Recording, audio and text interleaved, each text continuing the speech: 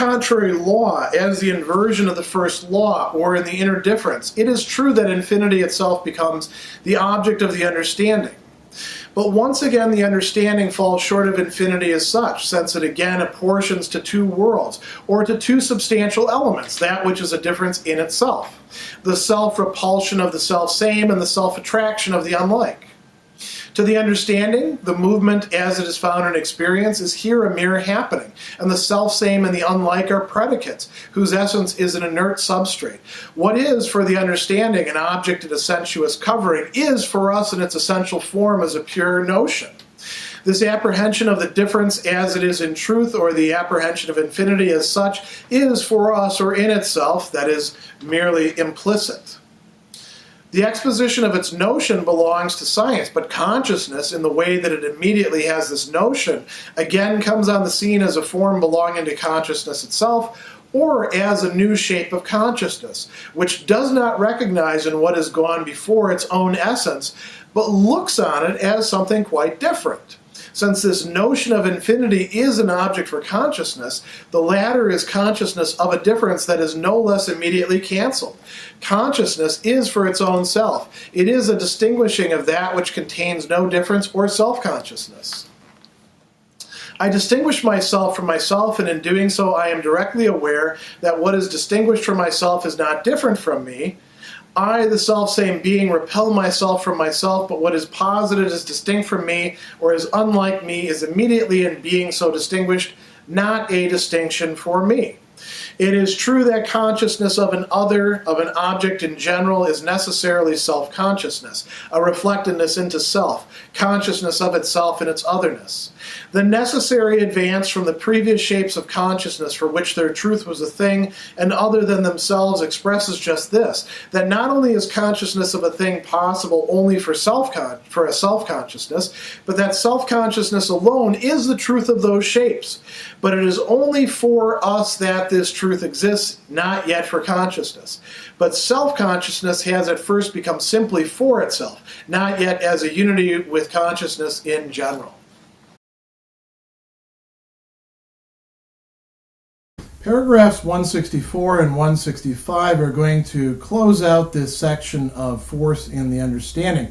This very complex, as you've seen, section of the phenomenology following the original dialectic of sense certainty, and then going into this dialectic of perception, and then introducing all sorts of other more complicating factors like the notion of force and the reciprocity of forces, the notion of law, the whole idea of the inverted world and the reincorporation of these different worlds into each other, all of which has been carried out by the understanding, which is consciousness. And this is going to bring a close to the entire section consciousness in moving towards something that we have to see now as self-consciousness. So Hegel is in a certain sense wrapping things up in these last two paragraphs, but in many ways he's already launching beyond, as we're going to see, especially in the very last paragraph where he's going to talk about us being beyond the limit already.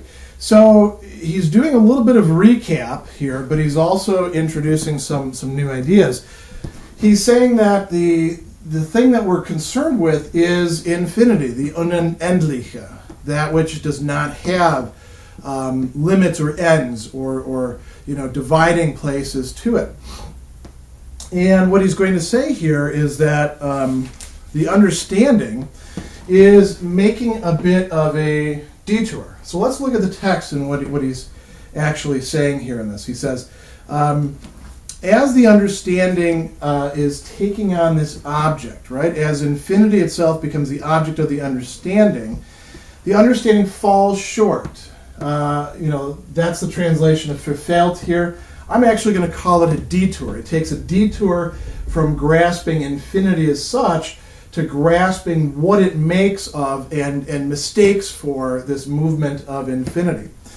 He says it again apportions to two worlds or to two substantial elements, rather than to one single thing that encompasses everything. The infinite it has to be everything. It's what we've been searching for this entire time in talking about the unconditioned or the absolute universal. But the understanding has a tendency to want to superimpose, and I'm going to use this word very, very punningly, its own categories upon what its object is. So, like he says, it's falling short of it. It apportions it to two worlds or two substantial elements. That which is a difference in itself, right? We've talked about this quite a bit.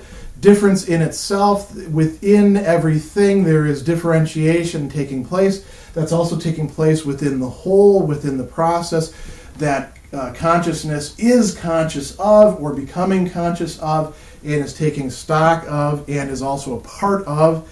So he says it again portions it, the self, the self-repulsion of the self-same and the self-attraction of the unlike are this difference in itself. Those are two aspects of it. We've seen how this plays itself out in terms of law, in terms of force, in terms of how the understanding fits in with these. We saw the same thing going on in the previous dialectics that were parts of the development of consciousness.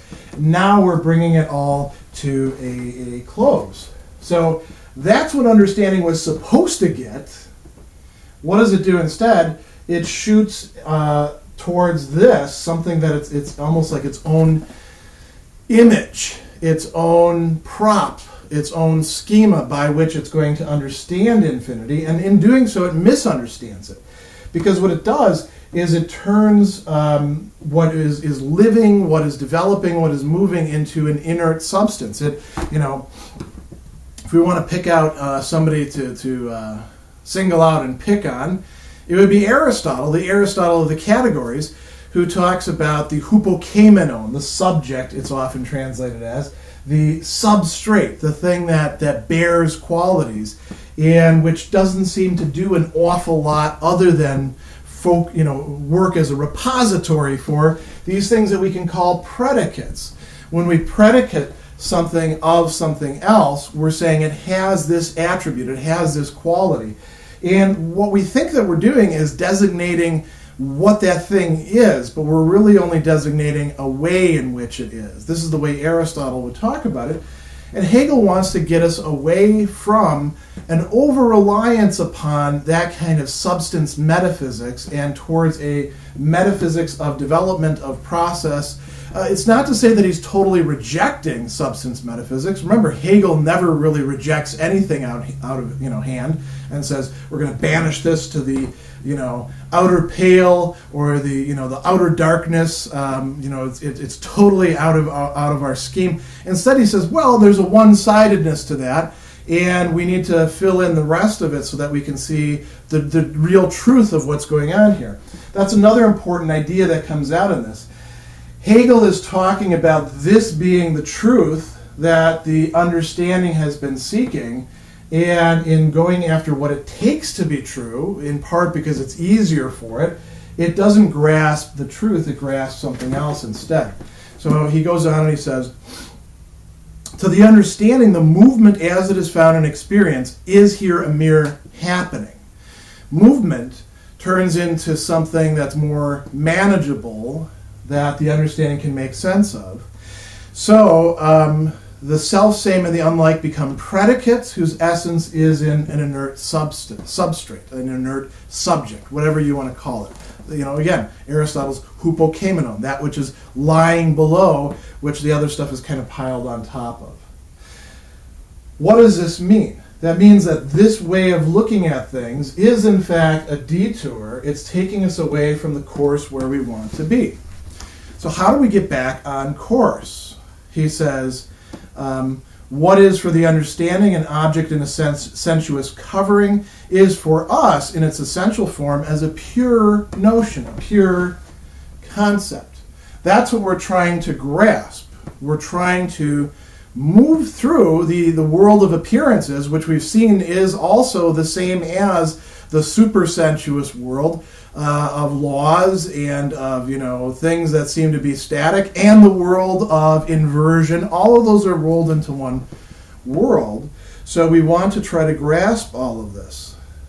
We want to grasp the essential form as a pure notion. He says, the apprehension of the difference, this difference, as it is in truth, or the apprehension of infinity as such, is for us, or in itself. It is not yet in and for itself. It is not yet in and for us either, in that we've realized that we are part of this very process, that infinity is not something external to, opposed to us, the object of our conscious work, but something within which we find ourselves. So there's still some work to be done here. That's why I've got science, or Wissenschaft, up here at the top. He says, the exposition of its notion belongs to science. And then Hegel actually uses Exposition in German, the cognate, the exposition of the concept, the exposition of the notion, the exposition of the Begriff, of the living reality, the living intelligibility, we might say, of infinity. That's the job of science. As we're going to see him say in the next paragraph, that's not yet done. We've got a lot more work ahead, and that's what the next sections are supposed to be doing. So he says, consciousness, in the way that it immediately has this notion, because it does have this notion or this concept in an implicit way, in a way that allows it to manage within a world that does have infinity, within a world that is enfolded within infinity, a world that can be unpacked over and over again. Consciousness can get around. It just doesn't understand what it's doing yet. That's part of what the phenomenology is supposed to do. Give us the map to what we've been doing all along, and then help us to see where else we can go, and what else has been done by other consciousnesses that brought us this far.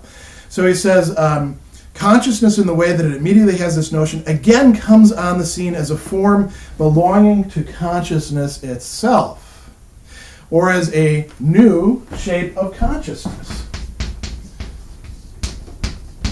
a new Gestalt der Bewusstsein, a new transformation, something at a higher level, something that's going to incorporate what has happened before. It's going to transcend it or sublate it, however you want to translate, aufheben. Aufheben. It's going to lift it up to a higher level. But it's also going to not quite know what it's doing in the process. So we're just at the cusp of moving into self-consciousness. He says it doesn't recognize in what has gone before its own essence. It looks on it as something quite different. So self-consciousness doesn't recognize that all this other stuff, these other dialectics, in sense certainty, the dialectic of language and meaning, or language and intention, the immediate and the mediated perception, which led us to grasping things in terms of universals and in terms of the truth of universals that the understanding was grasping. Finally, the entire dialectic of force and the understanding, where the understanding is in many ways becoming conscious of just what it does. Consciousness doesn't grasp, or self-consciousness rather, doesn't grasp that is part of its very own essence. But now it's able to, because we've gone through those passages. Insofar as we are self-consciousness, we get it. So he says, since this notion of infinity is an object for consciousness, the latter is consciousness of a difference that is no less immediately canceled. Consciousness is for its own self. It is a distinguishing of that which contains no difference, or self-consciousness. So we have this really interesting play here. I've got self in the parentheses here. We can also do this as well in talking about it. And if we want it to be really precious and Derridian, we might at this point, put an A in there and play around with difference, but we're not going to do any of that sort of stuff. Instead, it's enough just to focus on what Hegel's actually saying. This is a really important point about self-consciousness. Part of what it means to be a self-consciousness is that you are not what you are. This is something that Sartre picked up on and perhaps took a little bit too far, turned into something rather rigid. To be self-conscious means to already be self-transcendent, that you grasp that you are more than what you are, and also to be, in a certain sense, self-privative, that you are not what you are either.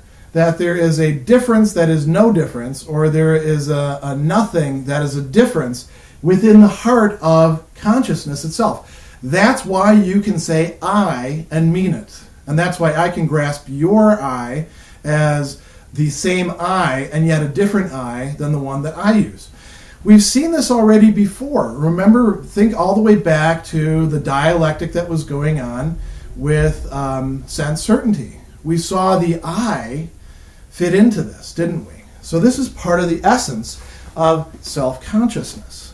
He goes on. He says, I distinguish myself from myself, and in doing so, I am directly aware that what is distinguished from myself is not different from me. I am my memories, for example. I am my actions. I am the products of my actions. I am my thoughts.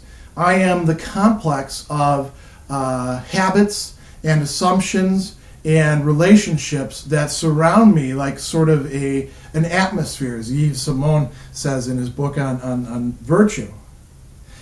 And yet I'm not those things. I'm also, and this is a very important point that's been signified particularly strongly by people like Kant, I am also a sort of radical freedom, a difference from those, right? A difference that is not a difference at the same time. This is really quite amazing stuff, isn't it?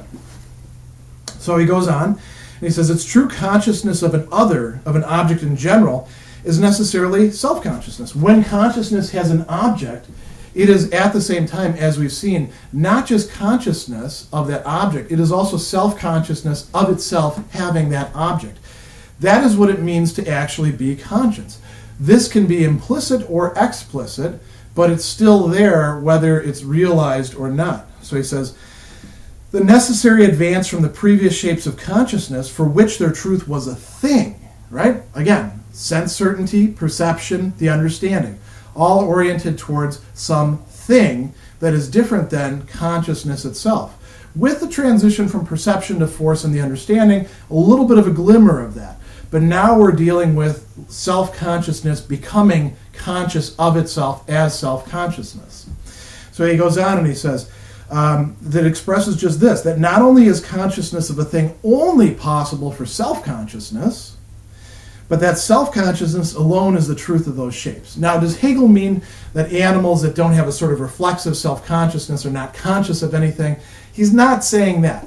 But distinctly human consciousness is really only possible when there's also self-consciousness. You don't get the one without the other. And so he concludes, it's only for us that this truth exists, not yet for consciousness. But self-consciousness has at first become simply for itself, not yet as a unity with consciousness in general. So we have a whole process lying ahead of us that's going to be this working out of self-consciousness and its implications.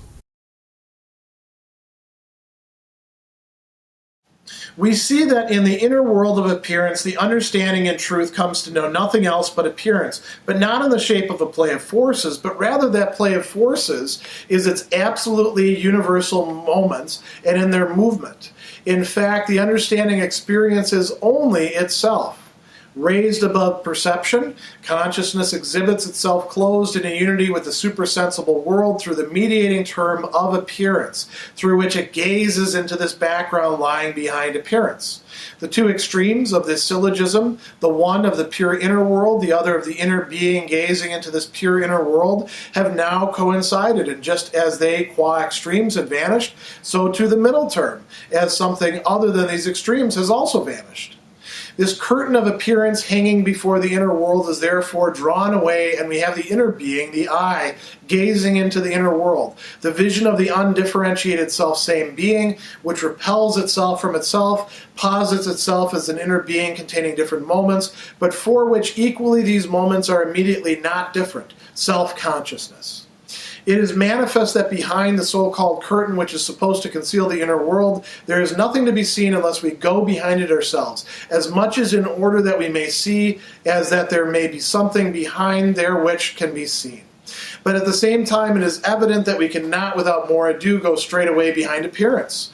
For this knowledge of what is the truth of appearance as ordinarily conceived and of its inner being is itself only a result of a complex movement, whereby the modes of consciousness, meaning, perceiving, and the understanding vanish.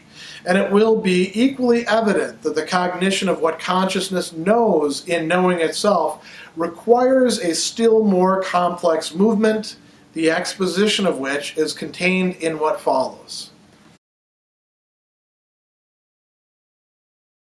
Hegel now is bringing things completely to a close as far as the dialectic of force and the understanding goes.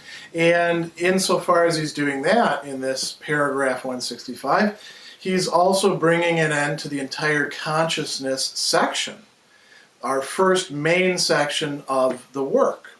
So he's going to talk about, and you see that I've got this schema up here, a differentiation between the perspectives of the understanding which surpasses perception. He's also going to talk about sense certainty, or sense and meaning, meinen, right? The gesturing at the thing. And he's going to lay out this, what he calls, connection or syllogism between two terms with a mediating term. So he says, we see that in the inner world of appearance, right, the inner world of appearance already has an inner to it. It's not just something purely external. The understanding in truth comes to know nothing else but appearance, but not in the shape of a play of forces. We've gone beyond that. Rather, that play of forces in its absolutely universal moments and in their movement. So force, law, the understanding itself, understanding itself through using all of these intelligible ways of making sense of things, that's all the progress that's been made so far. So he says, in fact, the understanding experiences only itself, right? So we saw that explanation, for example, had the satisfaction that it did because it's the understanding explaining things to itself, or rather, it's consciousness through the understanding doing the explaining. So he says, raised above perception, consciousness exhibits itself closed in a unity with the supersensible world through the mediating term of appearance. Again, I can't stress this enough. When Hegel distinguishes between these different worlds, it's not to create a two-world or three-world hypothesis where you have the world of appearances and then the supersensible world of, eternal laws, and then the inverted world, and these are all like places you could go. I'm going to go from this world to this world to this world. They are all rolled into this world, and what is able to unify them, besides the understanding, which actually doesn't unify them completely, as we're going to see, is that they are for consciousness. This is the idealistic aspect of Hegel's philosophy. This is absolute idealism. So he says, through the mediating term of appearance, through which it gazes into this background lying behind appearance, this background of what is. This is the supersensible world, however we want to understand it.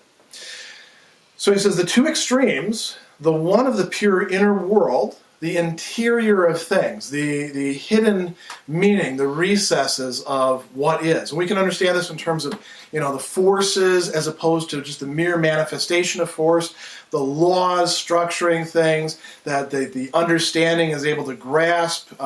Even the ordinary things don't grasp them, they just follow the laws. All that sort of stuff is here. Now, the other extreme, he says, is the inner being, gazing into this pure inner world. What is that inner being? That inner being is the I, the ego. Not the ego in a Freudian sense. The ego in the sense of that which is able to say I, that which takes a position, that which experiences itself as subjectivity. We have reality here, we have reality here, and we have something that appears not to be reality, but is also a reality here as the mediating term.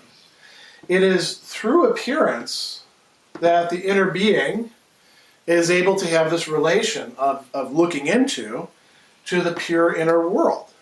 And yet, as Hegel is going to say, these distinctions are going to collapse. He says the two extremes have now coincided. How have they coincided?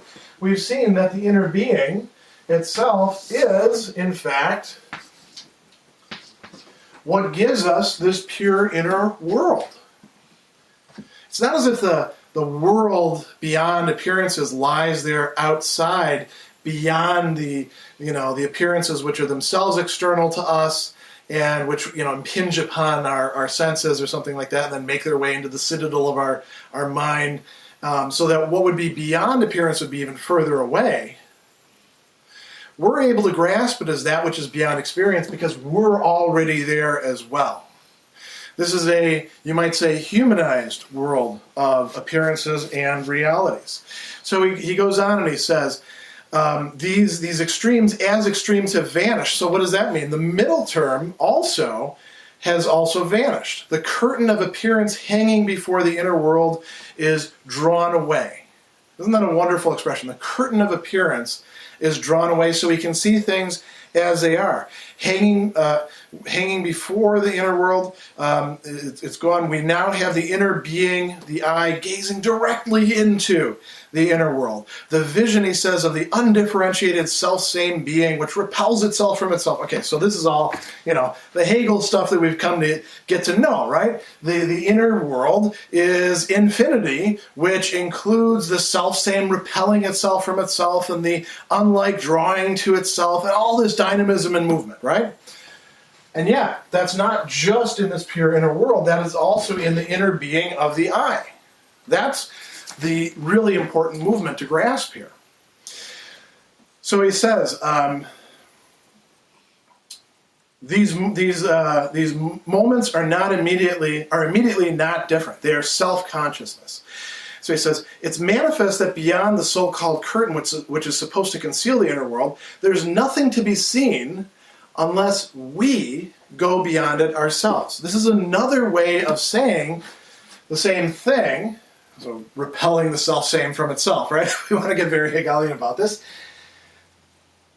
By saying that there's something beyond the appearances, even if we don't completely have a full understanding, we haven't got all the details right about it, we are ourselves placing ourselves as thinkers, as consciousness, beyond the appearances.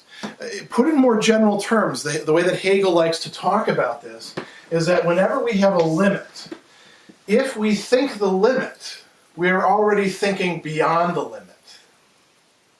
Not necessarily in a fully explicit way. Sometimes we just know there's something there. We saw this, by the way, with perception, right? Perception grasps the appearances. It's got an inkling that there's something beyond them. It wants to know what the hell's going on back there, but it's not able to grasp the truth of it in the way that the understanding is.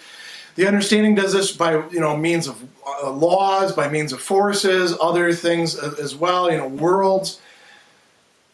The point is, whatever is beyond the appearances, whatever is beyond the limit, is already there for us, which means that we're already there, but yet not yet for us, not yet realizing that we're already there. That may sound a little bit complex, so let me say that one more time. A little bit differently too. When we are grasping not only that there's a limit, but that there's something beyond the limit, and that what is beyond the limit matters, or is something we'd want to know, we're already to a certain degree beyond that limit. Not entirely, not in a spatial way like we're only here, right? But rather we haven't cognized, we haven't made sense of what's on the other side of the limit. Perhaps because we haven't thought it through well enough. But when we do think it through, we're going to find that we ourselves are involved in that process. So he says, here we go. There's nothing to be seen unless we go beyond it ourselves, in as much in order that we may see as that there may be something behind there which can be seen. We are responsible for that. But at the same time, it's evident we cannot, without more ado, go straight away beyond appearance. It's not as if we can say, oh, well, great. problem solved, we're done with the dialectic, we figured it all out. No, we have to go through this process of working it through, working the concept. As Hegel will talk about it. And we have to do so not just as consciousness, but as self-consciousness.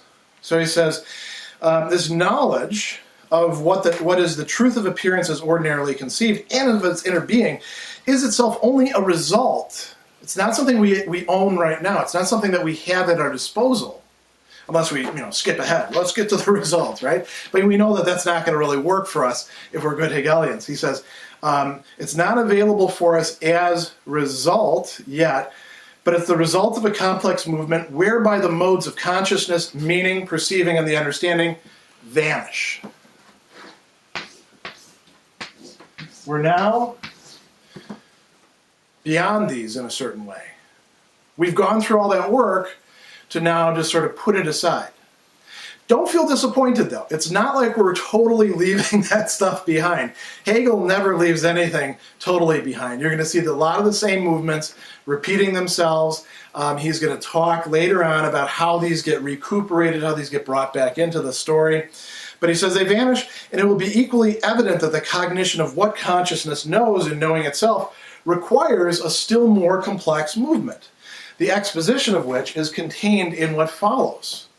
Now we're ready to turn the page and to head into the next section, where we're going to explicitly examine self-consciousness. This is as he says, more complex stage that's really going to be not just one stage, but a sequence of stages, which are going to take us through not only, the part that everybody gets wild about, the master-slave dialectic, but also Stoicism, skepticism, and the unhappy consciousness, and get us ready for further vistas, those of reason and spirit, religion and absolute knowing, yet to come.